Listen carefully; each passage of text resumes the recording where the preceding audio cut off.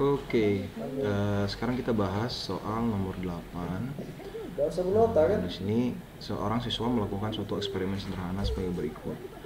Pada eksperimen pertama, dia menarik suatu benda dengan gaya F pada permukaan datar licin sehingga mempercepat benda dari diam sampai ke kelajuan V. Pada percobaan kedua, ia mempercepat dengan gaya yang sama sehingga dia menyimpulkan bahwa perbandingan usaha pada eksperimen pertama dan kedua itu adalah 1:3. Dengan demikian, pada percobaan kedua, ia mempercepat dari titik titik titik titik A, V menjadi 2V, B, V menjadi 3V, C, 2V menjadi 3V, D, 3V menjadi 4V, dan E, 4V menjadi 5V. Nah, kita harus lihat dulu bahwa ini adalah perbandingan energi ya di sini ya, karena dilihat di sini ada gaya F, terus ada kelajuan V ya.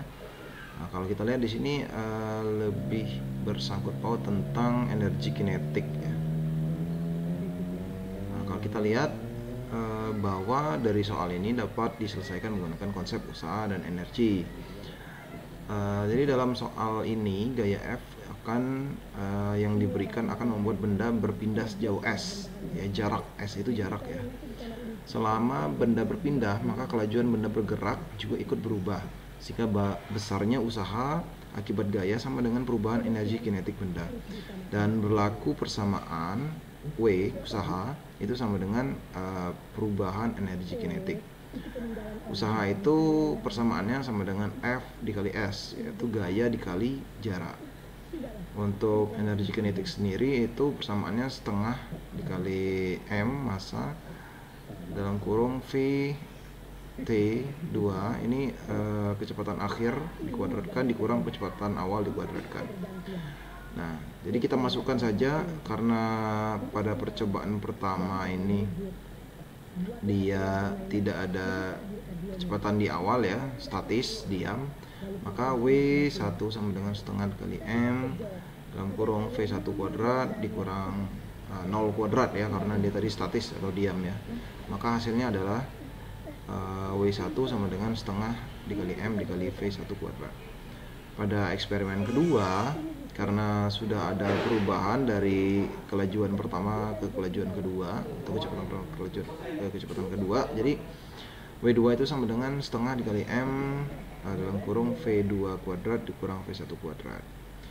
Nah, jadi kalau kita buat perbandingannya pada percobaan pertama itu karena dia tadi 1:3 ya, W1 itu sama dengan 1, W2 itu sama dengan 3.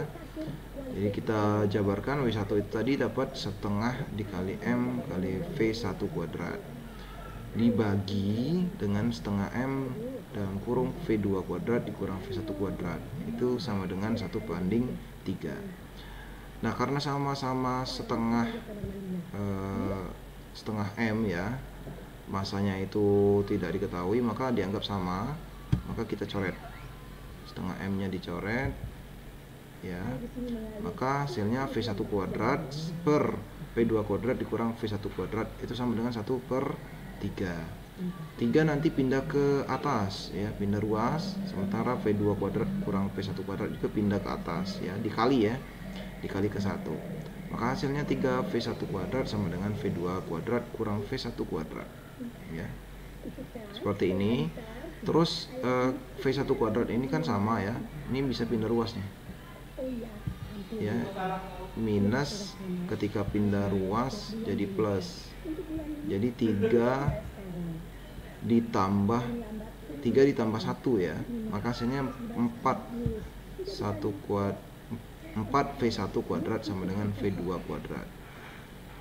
Karena mau disederhanakan ya kan, disederhanakan ini kan masih pangkat 2 ya, kuadrat ya, maka kita akarkan semuanya, itu akar, ini juga akar, kiri akar, di kanan juga diakar, jadi 4 kalau diakarkan jadi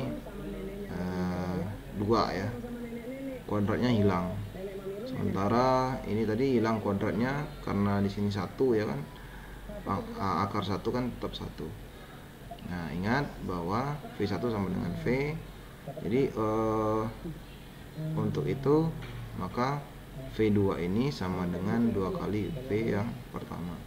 Jadi intinya pada eksperimen ini, eksperimen kedua, siswa tersebut mempercepat benda dari kelajuan V menjadi 2V. Maka opsi yang tepat adalah yang opsi A. Ya, yang A.